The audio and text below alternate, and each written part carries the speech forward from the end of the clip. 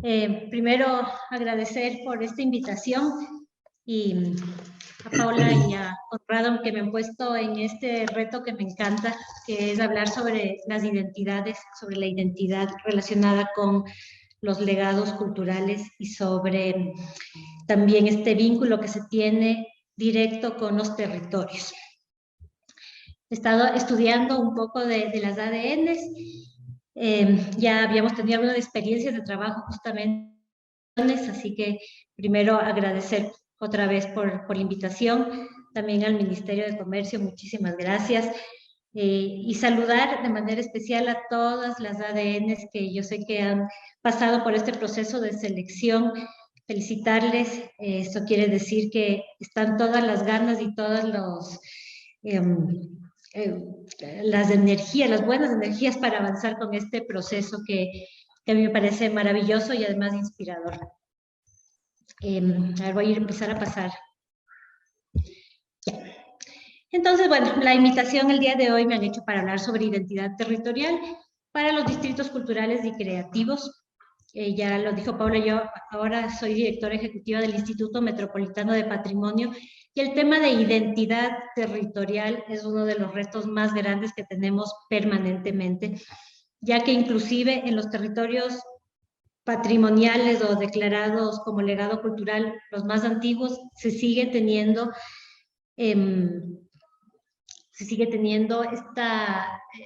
esta problemática de cómo se analizan estas identidades, de cómo se las pone en valor, cómo se las conecta con lo territorial y luego de eso, obviamente, cómo se transforman en un mecanismo de desarrollo de los territorios, de las comunidades, de las empresas. Entonces, como les digo, siempre lo estamos aquí debatiendo en Quito y el día de hoy lo que voy a hacer es presentarles y después lo van a ver una metodología maravillosa que la hemos ido avanzando, pero que lo principal y lo más importante creo de esa metodología es que se logra adaptar a cada territorio, que hay que hacer un pequeño trabajo de asentamiento a la realidad local, pero es bastante efectiva. Bueno, después les cuento un poco más. Entonces, bueno, estuve justamente viendo que hay más de 94 ADNs en Colombia, ¿verdad? Ubicadas en 49 municipios. Ahora tenemos 12 aquí, que ya los fuimos conociendo uno por uno. Y cuando uno habla justamente de la identidad de un territorio, se piensa o se tiene este marco general de que la identidad tiene que ver justamente con lo que nos hace diferentes, lo que nos hace únicos en un territorio específico. Cuando hablamos de identidad también hablamos sobre historia, hablamos sobre arte, sobre creatividad, sobre cultura, pero también sobre naturaleza, sobre esos elementos naturales especiales que también nos hacen únicos. Pero hay otro lado sobre la identidad que también es muy interesante y que Paula lo ha tocado otro lado, digamos, que me parece que es muy potente, y es que a través de la identidad y de encontrar estos valores que nos hacen únicos, a veces también encontramos sinergias y encontramos vínculos. Estos vínculos y este trabajo conjunto también nos hace más fuertes, nos hace muchas veces pasar más rápido las problemáticas y apoyarnos unos a otros para salir hacia adelante. Y a veces en esos vínculos que pueden también tener algunas diferencias, lo interesante es que esas diferencias también nos complementen. Entonces, es un reto grande pensarlo de esa manera. Ser distintos y ser diferentes también nos hace ser parte de un algo, en este caso de los distritos culturales, de los distritos creativos. Y por ahí quería justamente partir, porque en estos valores diferenciadores, que ya ven que no siempre son diferenciadores, en territorios se encuentran principalmente 4 tipos de valores identitarios que nos pueden ir marcando el camino hacia el trabajo de los distritos creativos. Por un lado, tenemos los valores sociales y comunitarios. Voy a ser súper abstracta con lo que voy a decir ahora porque lo que quiero es conectar principalmente con el sentir de estos valores. Entender, estoy segura, de lo que quiero decir. Con los valores sociales y comunitarios son los que se relacionan con el sentido de pertenencia, con la inclusión social de las distintas comunidades, de las diversidades, con la integración también, y como ya decía, con la diversidad, con las diferencias, esas que nos hacen especiales, que cada uno de nuestros territorios también hay, nuestros territorios no son homogéneos, por más pequeños que sean, justamente tienen esta diversidad que es lo que le hace efervescente y creativo a cada uno de los territorios. Luego tenemos los valores artísticos relacionados con la creatividad, con esto que nace de nuestro corazón, de nuestra alma, estos procesos que nos inquietan, que nos hacen crear, y también con lo emocional, con lo que nos pone tristes, con lo que nos pone alegres, con lo que nos hace llorar, con lo que nos hace reír. Todo eso tiene que ver también con los valores artísticos. Luego tenemos los valores educativos, que son importantísimos. De hecho, lo que estamos haciendo ahora es un proceso de capacitación, de retroalimentación. No voy a ser solo yo hablando, sino que después me encantaría escuchar también sobre ustedes, sobre las experiencias de los territorios. Pero está ya comprobado efectivamente que hacer o que acercarse a las identidades territoriales desde los valores educativos aumenta la capacidad para aprender de las personas de todas las edades. También nos ayuda a cultivar la imaginación, nos ayuda al desarrollo de capacidades sociales, de relacionarnos con nosotros, de ser empáticos con nosotros, de ser solidarios con nosotros. Y también resulta en un motor de renovación cívica, de conciencia ciudadana, de querer cuidar esto que tenemos alrededor, ya sea visible, material o inclusive lo inmaterial. Y luego tenemos los otros valores que son los valores urbanos y medioambientales, que es todos los entornos que nos dan tanto este sentido del lugar, que es importantísimo. Estamos parados en la mitad de cualquiera de sus territorios y ese territorio es único, ¿no es cierto? Si vemos hacia el norte, es una vista única que no se va a repetir en ninguna parte del planeta. Ese suelo que estoy pisando también es único.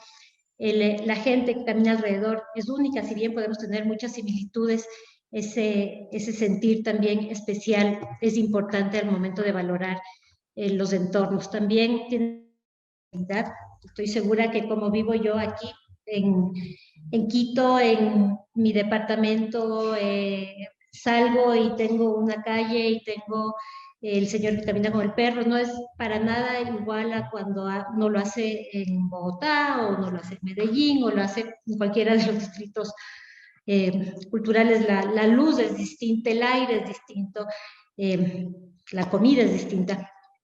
Tenemos todos estructuras de gobernanza distintas también, por más que estemos en el mismo país o en la misma región.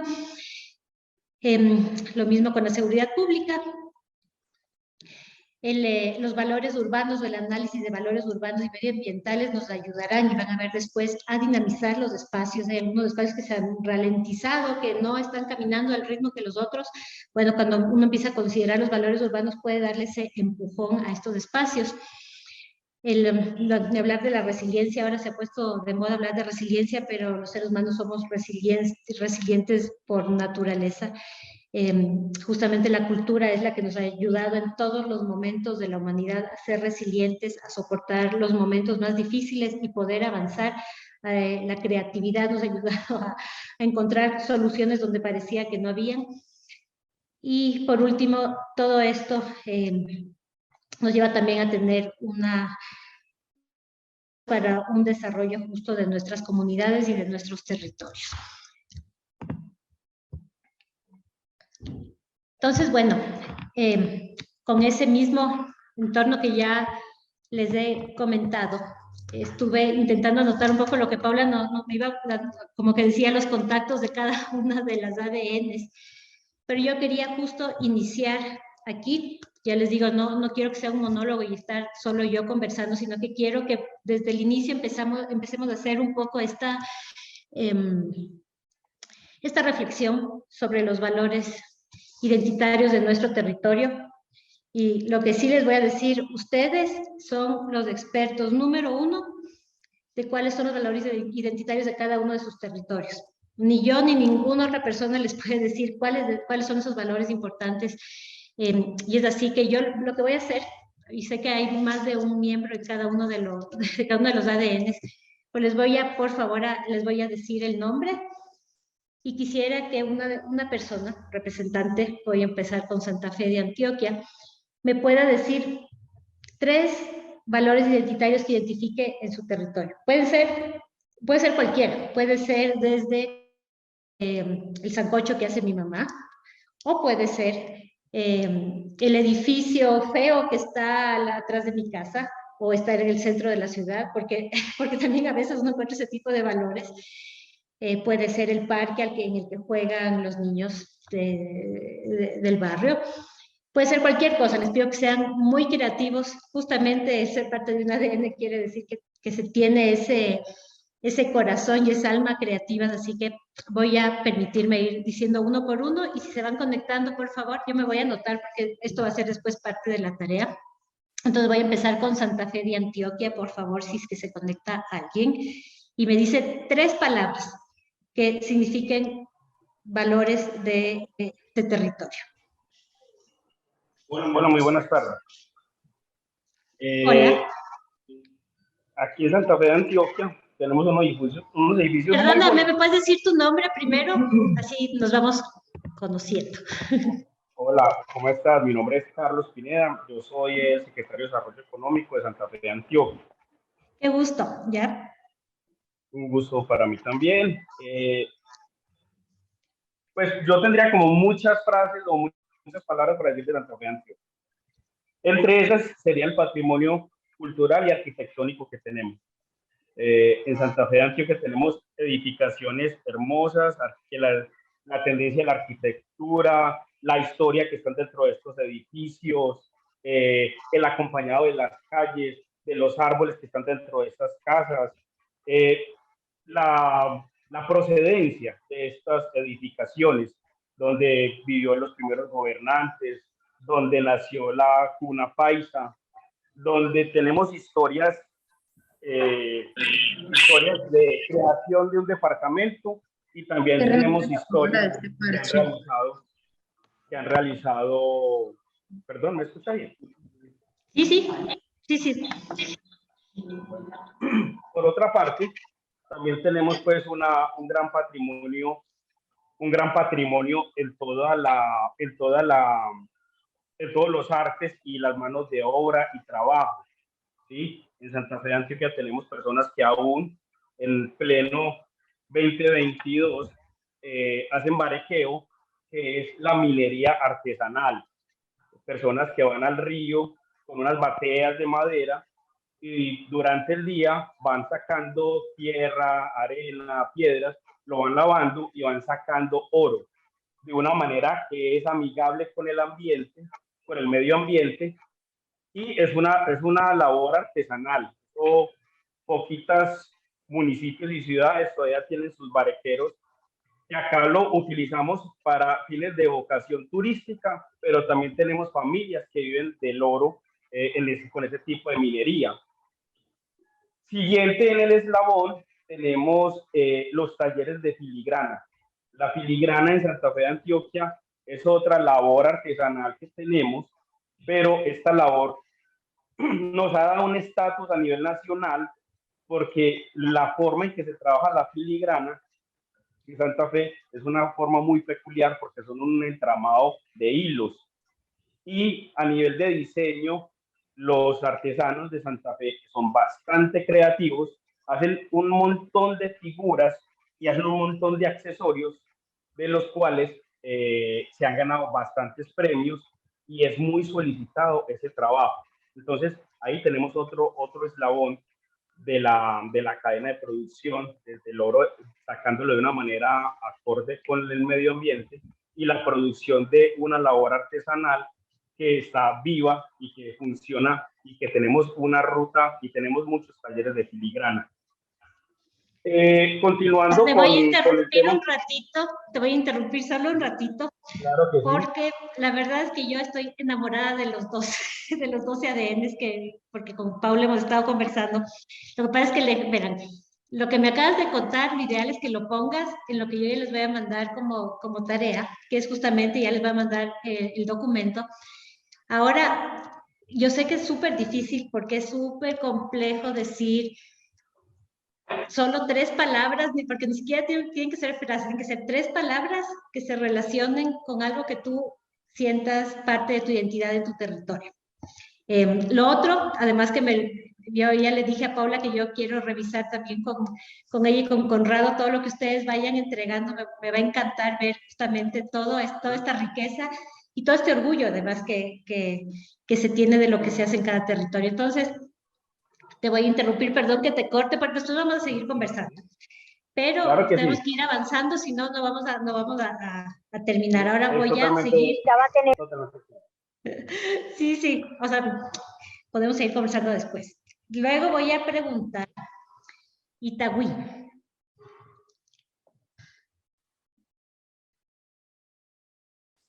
Buenas tardes, Angélica. Nuevamente a todos los compañeros. 3 palabras nos las colocas muy difícil para Yo hablar de lo que sé, nos gusta y yo de lo lo que sé. tenemos en cada ADN. Pero resumiendo, yo creo que tenemos una ciudad, un sentido de emprendimiento de la ciudad en general, porque siendo una ciudad, un municipio pequeño de Colombia, es una ciudad que tiene mucha industria, mucho comercio. Entonces, por eso tenemos el ADN Distrito Moda Itagüí, una zona que maneja todo el tema de confección y sistema moda. Vamos para la otra palabra, puede ser una cultura, unos sitios de interés culturales, patrimoniales interesantes que se han desarrollado desde hace muchísimos años y que aún se conservan en la ciudad, algunos de ellos en buen estado. Y el otro, a raíz de un valor, puede ser la resiliencia del pueblo de Itagüí.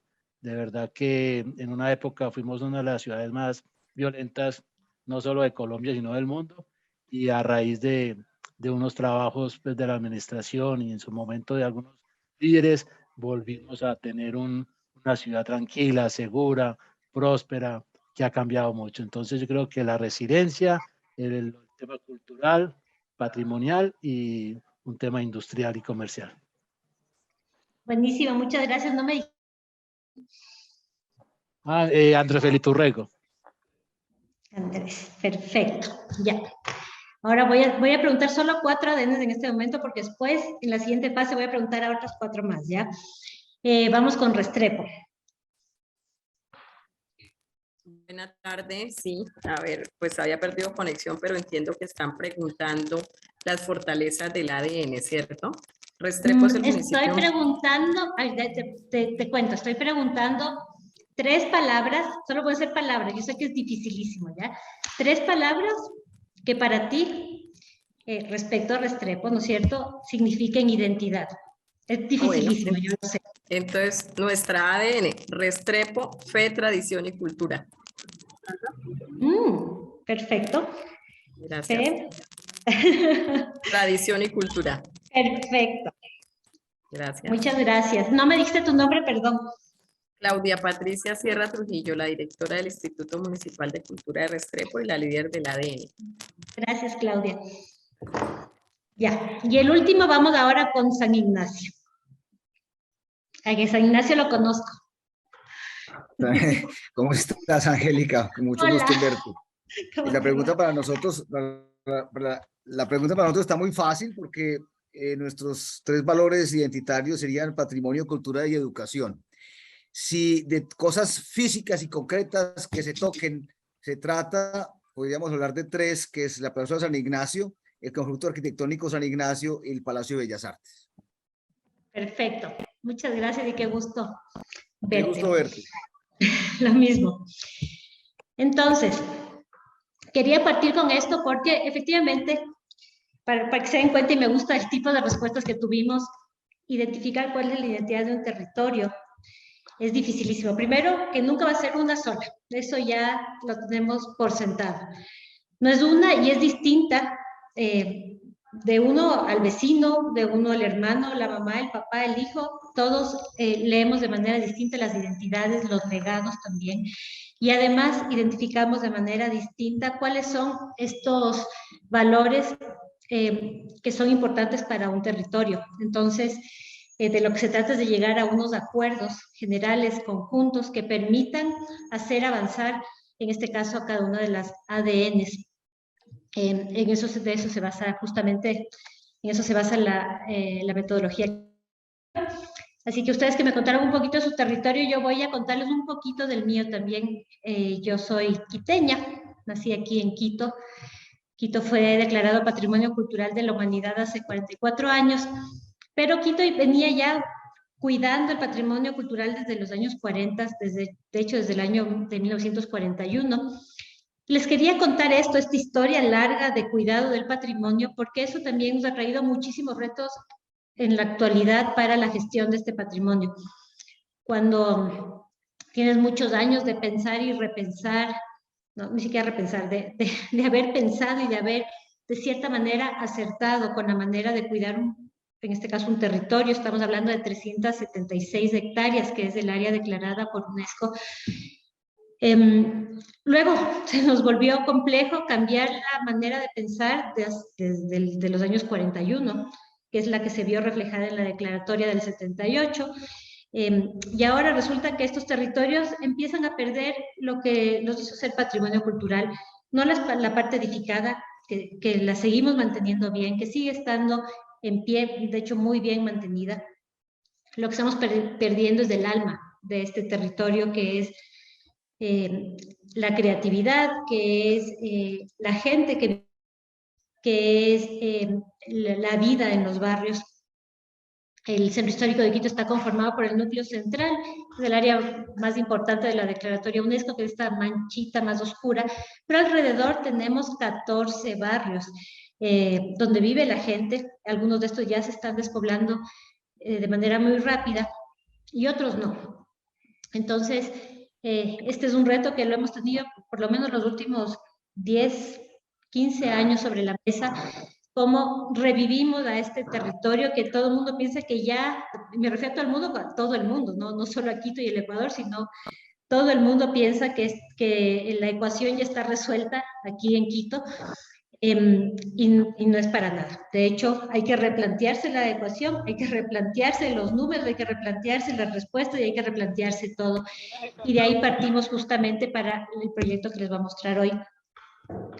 Y que lo hicimos aquí en el barrio La Alameda, que es el ingreso norte al Centro Histórico de Quito. Es uno de los barrios más vivos que tenemos ahora en el Centro Histórico. Es un barrio que además tiene universidades, tiene mucha vivienda, tiene muchas iniciativas culturales. Tal enorme, que lo ven ahí en la parte de más a la derecha.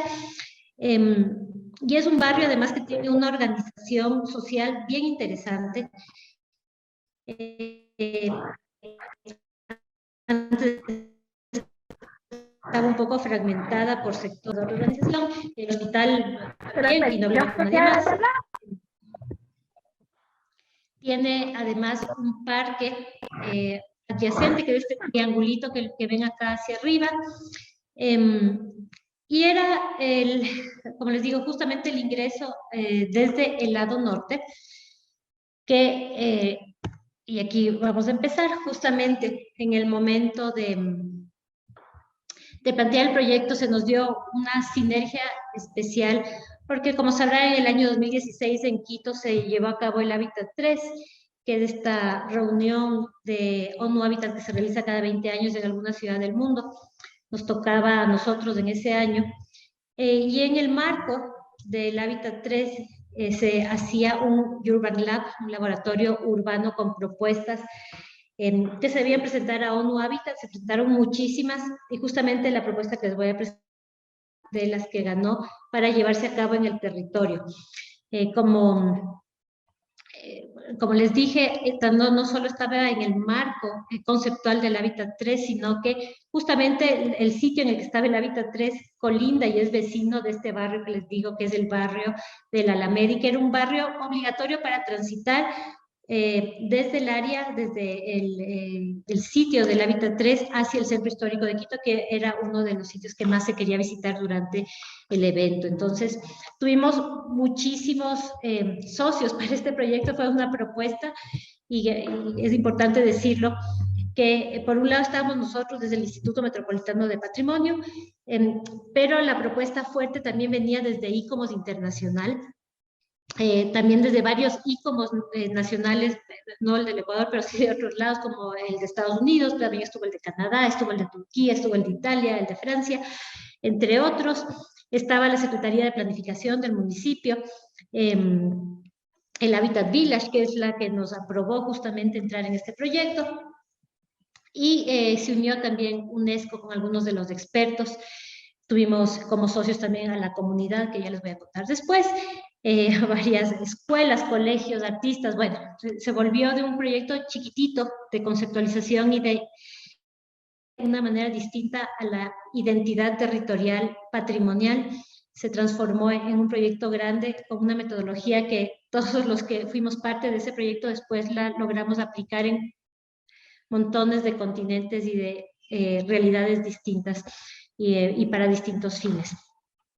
Justo le decía a Paula que este es el proyecto que les quería mostrar hoy por la potencia, por lo que movió y además porque parte, voy a decir, al revés de lo que se piensa que debe ser el legado cultural y la identidad. Muchas veces se piensa que se lo debe plantear desde las instituciones públicas, desde los expertos justamente que pueden definir ya ustedes, yo te veo, yo creo que tú eres ABCDE y tú eres EF. Después llevamos a cabo los proyectos y nadie se siente ni identificado, ni siquiera nos entienden cómo se nos ocurrió poner esos nombres. Nosotros decidimos hacerlo al revés, y yo creo que es la manera adecuada, y fue hacerlo desde el territorio. Que decidimos partir desde el primer concepto de que no hay nada, que no hay ningún tema tan exquisito que no se pueda tratar inicialmente desde los territorios, desde las comunidades, desde las personas que viven permanentemente en un lugar.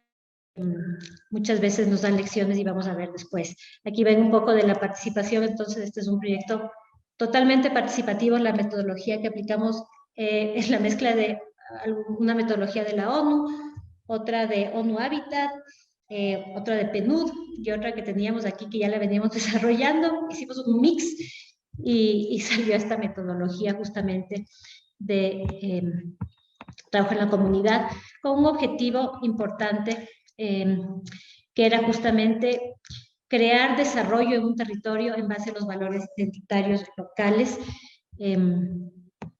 pero en base a la, como les digo, a la participación ciudadana. Entonces, con la comunidad, a través de procesos participativos, hicimos la identificación de patrimonios o legados. A través del diálogo, formamos y propusimos herramientas de desarrollo urbano, pero también a través de este mismo patrimonio y legado hicimos la construcción de identidad y de apropiación para lograr corresponsabilidad en el territorio. La metodología es así, tiene 4 fases. Todo esto yo tengo ya en un documento que te voy a mandar, Paula, hoy más tardecito. Lo tengo todo, pero son 4 pasos simples. Parte de la identificación, ya les voy a ir contando después de qué se trata cada uno. Luego el estudio y documentación, la puesta en valor y exhibición, y luego el diálogo y construcción de ideas. Es bastante simple. A mí creo que una de las cosas que más me gustan de esta metodología es que se acopla a todas las realidades. Si uno tiene recursos económicos, lo haces enorme y lo haces en gran escala. Si estás en una ciudad grande también, pero si es que ahorita no hay tantos recursos, no hay tanto tiempo, lo puedes hacer en pequeño también, pero ya te da unas guías muy interesantes de por dónde trabajar. Y además, esto en este momento yo les presento aplicado para reconocimiento de identidad territorial, pero hemos aplicado ya esto tanto en planificación de territorios históricos, lo hemos aplicado en proyectos específicos de infraestructura, lo hemos aplicado en puesta en valor de territorios también, en conocimiento de territorios, en reconocimiento de patrimonio. La verdad es que nos ha resultado bastante bien y tengo colegas en otras partes del mundo que lo han aplicado en procesos de corresponsabilidad para cambio climático, por ejemplo, lo han aplicado también para corresponsabilidad en procesos arqueológicos. Entonces, la verdad es que se puede acoplar muy bien a las realidades. Y sí, de lo que dependemos aquí es de las manos, son las manos que nos van a ayudar. Nosotros en este caso el proyecto era mediano, y lo que hicimos, y además como teníamos el marco del Hábitat 3, es convocar vía página web a voluntarios. Tuvimos profesionales, estudiantes, residentes del mismo barrio. Varios de estos voluntarios fueron permanentes, y obviamente se les hizo unas charlas previas de capacitación para el trabajo que iba a hacerse. Entonces vamos a arrancar con el tema de la identificación. Y la identificación se hizo ya de manera participativa. Se hicieron varias encuestas en el sitio. Acuérdense que estamos hablando de este barrio de la Alameda.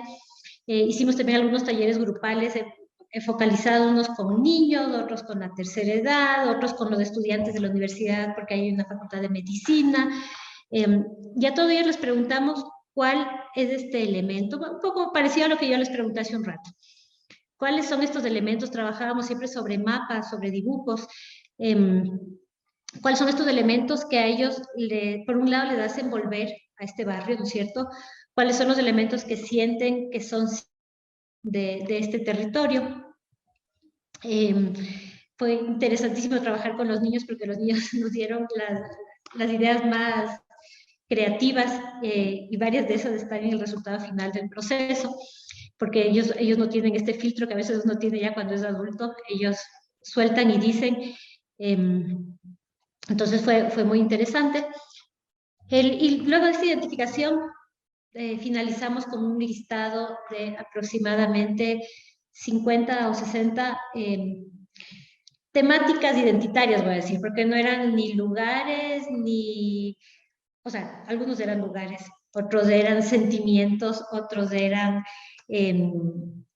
gustos que tenía la gente, otros se relacionan más con el patrimonio inmaterial, recuerdos. Bueno, era de todo este primer listado que fue el que obtuvimos. Luego entramos justamente en la fase 2, y ahí es cuando empezamos a romper barreras entre... Eso nos pasa mucho del patrimonio, no sé cuántos de ustedes han trabajado con esta metodología, pero siempre está en un nivel, están los expertos, y en otro nivel está la comunidad. Nosotros al inicio, cuando planteamos el proyecto con ICOMOS Internacional, decíamos, rompamos esa barrera. No hay por aquí, comunidad por allá. Empecemos con la comunidad y que la comunidad nos dé los primeros recursos a los expertos, porque efectivamente trajimos expertos de todo el mundo. A ellos les dimos los listados que sacamos de la comunidad, les dimos un montón de información histórica, les dimos fuentes bibliográficas. Fue un trabajo largo, porque esto empezó antes del Hábitat 3, esto fue alrededor de 2 meses más o menos que ellos hicieron toda la investigación, los análisis ya relacionados con las cartas UNESCO, con el tema de patrimonio, con identidades, etc.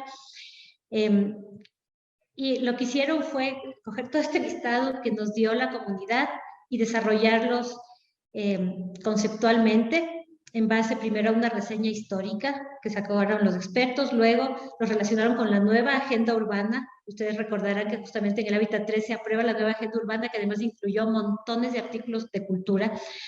Y los relacionaron también con los objetivos del desarrollo sostenible, que también finalmente tuvimos un artículo para patrimonio cultural que es el 11.4.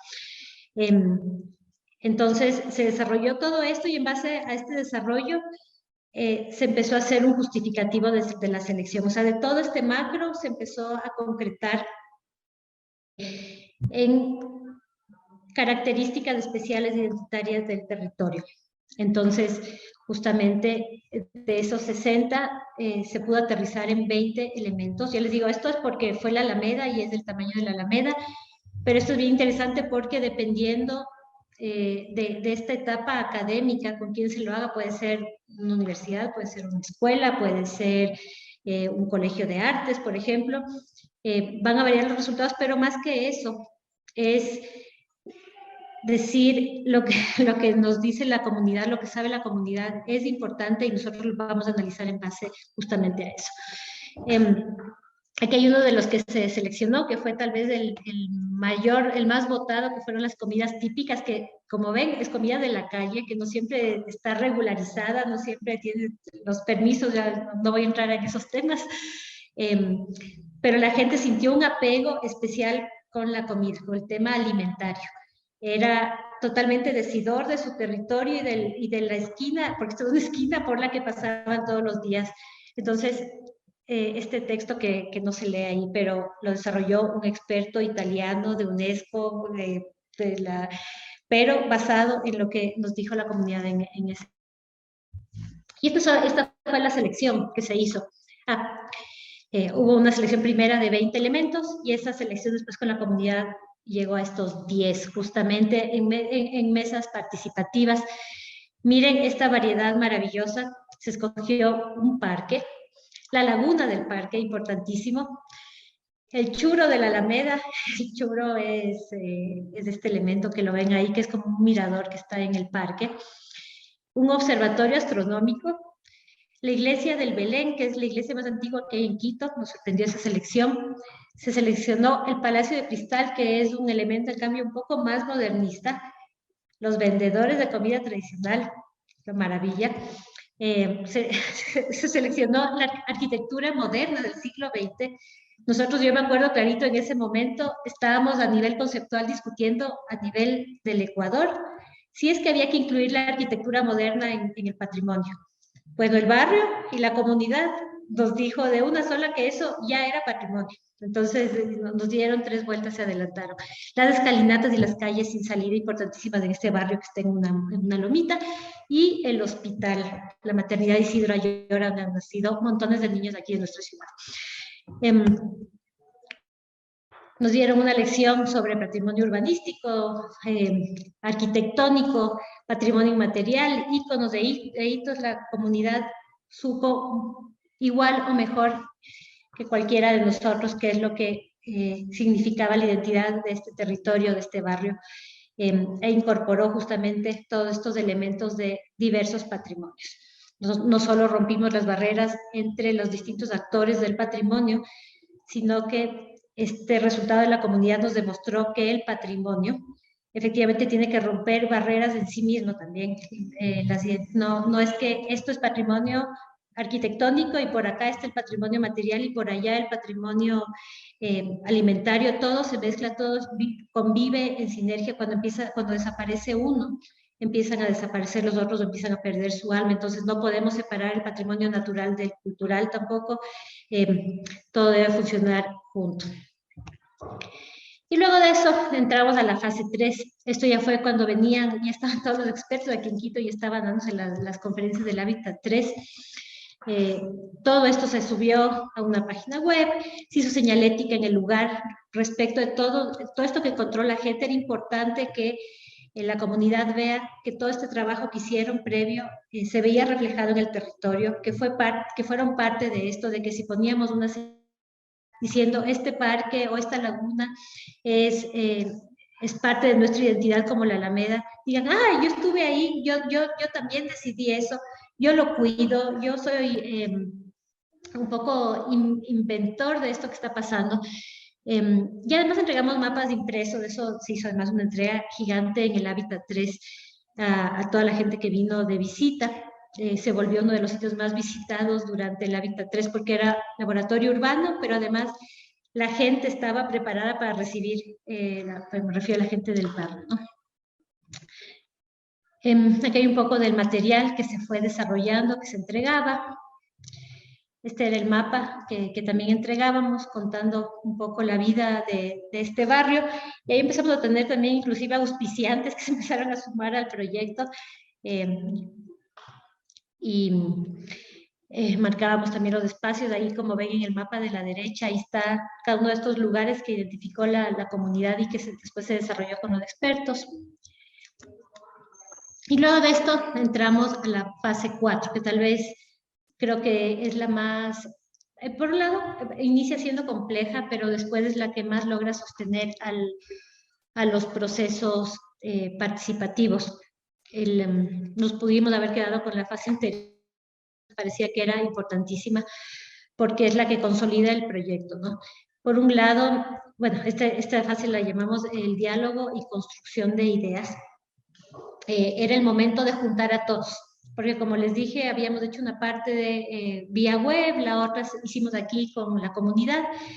Juntamos a todos, a estos mega expertos nacionales, internacionales, que se suponen que son tan lejanos de las comunidades. Los juntamos justamente con la comunidad, con toda la comunidad activa que hubo.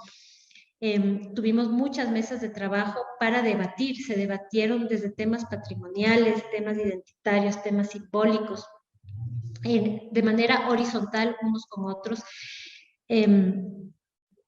Y luego de estas reuniones, donde ya les voy a contar después de los acuerdos que fueron llegando, porque lo que queríamos era hacer un poco lo que Paula hizo hoy al inicio, que conózcanse, aquí está el uno, aquí está el otro, queríamos hacer eso, queríamos hacer esta red, pero esta red un poco improbable entre los expertos y entre los niños y entre el viejito que está por aquí y entre los artistas. Entonces era esta red improbable que logramos que se consolide en una red de trabajo. Y que le dimos este toque final, que yo digo, eso ahí es cuando tenemos que ser conscientes de cuál es nuestra realidad territorial. Nosotros, bueno, creo que tal vez en Colombia son un poquito más que nosotros, pero nosotros somos fiesteros. Nos gustan las reuniones sociales, nos gusta, ese es como el clic final para poder consolidar el trabajo. Entonces hicimos una fiesta, hicimos una fiesta de cierre con un montón de comida, con unos que bailaban por aquí, los otros que bailaban por allá, terminó todo el mundo bailando y se daban regalos, a otros besos, abrazos, bueno, por supuesto no había pandemia todavía. Cada cual llevó hicimos lo que se llama aquí una pamba mesa, no sé si hay también en Colombia, pero esta mesa cada cual lleva algo de comer y entre todos comen todo. Se hizo eso, los expertos también llevaron comida, los otros llevaron vino, los otros llevaron la comida hecha en la casa, el restaurante llevó lo suyo. Y además de emocionante, entenderán que son espacios que emocionan bastante porque se logra romper unos prejuicios que han estado durante muchísimos años en nuestra sociedad y en nuestro diario, en nuestra diaria vida profesional. Además de eso, se consolidó todo el trabajo durante las 3 fases. Se perdió este miedo de hablar los unos con los otros, y dejamos una plataforma importante de trabajo basada justamente en la realidad territorial. O sea, pudimos haber hecho un evento formalísimo, ¿no? Y con reconocimientos y diplomas y cosas así. Pero queríamos que sea también, inclusive este evento, relacionado coherente en cada una de las fases, y esta fase también tenía que ser coherente con el haber considerado lo importante que es el trabajo de las personas y de las comunidades. Creo que se dañó un rato mi internet, o sí, o está bien. Está perfecto, Angélica, te vemos muy bien. Ya, Ana, veo que levantó la mano, déjame, estoy casi terminando esta parte, porque esta parte es bien importante justamente de la anterior, y es porque este es el fuerte del proceso participativo, que hicimos, pero que empezaron con los primeros procesos de identificación, de reconocimiento, de historia, de debate. Lo que queríamos era llegar a esto. Y es justamente que, habiendo ese reconocimiento, que es lo que está aquí en la izquierda, de manera participativa, de manera comunitaria, pero con todos los actores, se puedan reconocer, y siempre, o casi siempre, lo más fácil es reconocer los problemas, es lo primero que brota, que sale, porque es lo que uno ve en el día a día, ¿no es cierto? Pero el proceso logró darlo vuelta y transformar esto en potencialidades, en verlo en positivo. Estas problemáticas, cómo pueden empezar después a transformarse y ayudar a lo que sucede en el día a día en el barrio, como les digo, este barrio además lleno de arte, lleno de cultura y de educación. Y y empezar a soñar. Si no soñamos, nos quedamos en lo que estamos siempre, ¿cierto? Entonces, nos pareció muy importante generarle este paso extra que es ir hacia las expectativas. ¿Qué quiero que sea mi territorio? ¿Cómo lo estoy pensando para el futuro? ¿Cómo me gustaría que mis hijos vivan ahí o lo visiten? El llegar a la tercera fase de las expectativas y de soñar nos parecía que era importantísimo hacerlo la gente del territorio, pero logramos hacerlo también con los expertos. A veces los expertos ya no soñamos, nos basamos en todo lo que está normado y fue muy lindo empezar a soñar juntos, a soñar en equipo y a pensarnos como una mejor sociedad, voy a decir, inclusive pensando que unos estaban en Europa y los otros en Asia y los otros aquí en América, ¿no?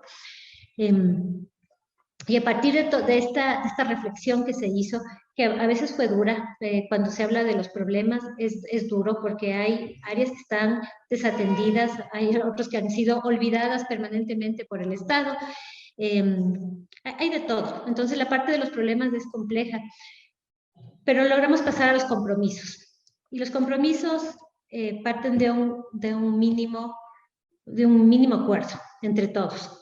Todos somos responsables de este territorio, todos somos responsables de lo que va a pasar en este territorio, y ahí es cuando es tan potente el tema de la identidad, cuando uno parte desde ahí, desde haber pensado en la identidad con la gente que está ahí, ¿no es cierto? Y se plantean diversas acciones, ¿no? Entonces nosotros sí, y teníamos pensado para este proyecto, la verdad, que algunos pilotos de los que se planteaban en el proyecto puedan hacerse realidad. Ya no solo que se vea la participación ciudadana en estos letreros que yo les decía, que estaban en el espacio público, sino que también se había que hacer algunos cambios, algunas mejoras que lo puedan ver, no en proyectos grandes, pero sí en pilotos que nos permitan además ir analizando y evaluando también con la misma comunidad. Algunas acciones concretas también, pero también hacer el ejercicio de priorización. No es lo mismo, por ejemplo, necesitar pintura en las fachadas, voy a decir por cualquier cosa, que arreglar un problema de alcantarillado. Entonces, ese ejercicio de priorización también es importante hacerlo, también con los expertos, también con las entidades públicas, porque hay que ponernos todos a remar en la misma dirección. Luego nos pasó algo muy emocionante, que fue que empezaron a haber responsables para todas estas cosas que iban apareciendo, y los responsables decían, no, yo quiero hacer eso porque yo vivo al lado, no, yo quiero hacer eso porque yo soy de tal entidad. Normalmente uno le toca hacer a dedo ahí y hacer sorteo para que alguien se ofrezca, pero aquí no, aquí la gente se sintió parte del proyecto y de ser responsables, corresponsables, que es la palabra que siempre usamos nosotros, y corresponsables no solo al momento de ejecutar los pilotos o las acciones, sino también después de hacer seguimiento, de evaluar y de autoevaluar, porque todos nos tenemos que siempre estar evaluando, inclusive la participación ciudadana tiene que estar autoevaluada, ¿no? Entonces, esta es la lámina más dura, porque es la que parece que es fácil, más fácil, es compleja, pero pudimos llegar justamente a todos estos compromisos. Y esto ya un poco, porque aquí ya entro a las preguntas y a contarles de qué se va a tratar un poco la tarea. Es que estas metodologías de participación y corresponsabilidad, como les decía, luego de este ejercicio que lo hicimos aquí con todos estos colegas, los hemos aplicado en muchísimas en distintos proyectos, voy a decir, distintas líneas de proyectos, tan así que de este primer trabajo que hicimos, muchos de los que nos encontramos aquí en Quito, fundamos una red internacional que se llama Climate Heritage Network, que es de patrimonio y cambio climático, justamente basados en esto, en romper las barreras, en podernos mezclar en la misma mesa la comunidad, los pueblos originarios, los expertos del ambiente, los patrimonialistas, los científicos, y es una red que ha crecido tanto que ahora se ha vuelto bastante grande, pero con esta base es una red solidaria, mucho esa palabra, solidaria y de corresponsabilidad. Luego, seguimos con este diálogo permanente y coordinado con los diversos actores. Yo soy municipal, soy colega de ustedes, y este tipo de herramientas nos ha permitido tener siempre este diálogo abierto con la comunidad. Tampoco es fácil conseguir ese diálogo, hay una base de confianza que hay que ganársela casi con lágrimas y sangre, pero luego de eso empieza a fluir. Luego empezó a generarse un interés de la comunidad de ser parte de los proyectos. Inclusive ya los hacían solos, ¿no? En su propia organización, y eso partió con la reutilización de los edificios. Fue lo primero que vimos reactivarse, la reutilización, que fue una gran noticia para nosotros. La agenda cultural empieza a ser manejada por todos estos actores del territorio que ya no trabajan, como les dije al inicio, separadamente, sino que ahora se reúnen, hacen un plan y esa es la agenda cultural que la manejan, y si necesitan ayuda del municipio nos lo dicen, y a veces ni siquiera eso, ya a veces no nos hacen ni caso, porque ya funciona muy bien con la corresponsabilidad. Ya les hablé. Se fortalecen los procesos de apropiación del patrimonio, del significado, de la identidad, pero también logramos vincular a los que no se han logrado vincular a estos procesos. A veces los niños y las nuevas generaciones se sienten bastante excluidos. Logramos escuchar las otras historias que no siempre son las que se escuchan. Eso también genera este arraigo tan importante con los proyectos que tienen que ver con la identidad y con la cultura. Y damos este mensaje también que es muy importante, que es de que lo cotidiano también es importante para nuestra cultura, lo cotidiano también es importante para nuestra identidad, es lo que le da el condumio, como se dice aquí, el alma, el espíritu, a todos estos patrimonios más monumentales, a todos estos elementos que son más reconocidos, sin esa cotidianidad, sin esa vida diaria, lo otro simplemente no existiría o serían como cáscaras vacías, ¿no? Hay una recuperación económica importante, porque además se logra sostener bastante la inversión pública, porque ya hay este cuidado y esta apropiación de parte de la comunidad, se cuida muchísimo la inversión pública. Y este que me encanta a mí, cuando uno empieza los procesos desde la humanidad, desde lo comunitario, en este caso, el patrimonio se vuelve humano. El patrimonio cultural debería ser humano. A veces nos olvidamos de eso y pensamos que solo son estos elementos arquitectónicos o solo los elementos naturales. Todo lo que es patrimonio parte también de este centro, sí o sí que es del ser humano.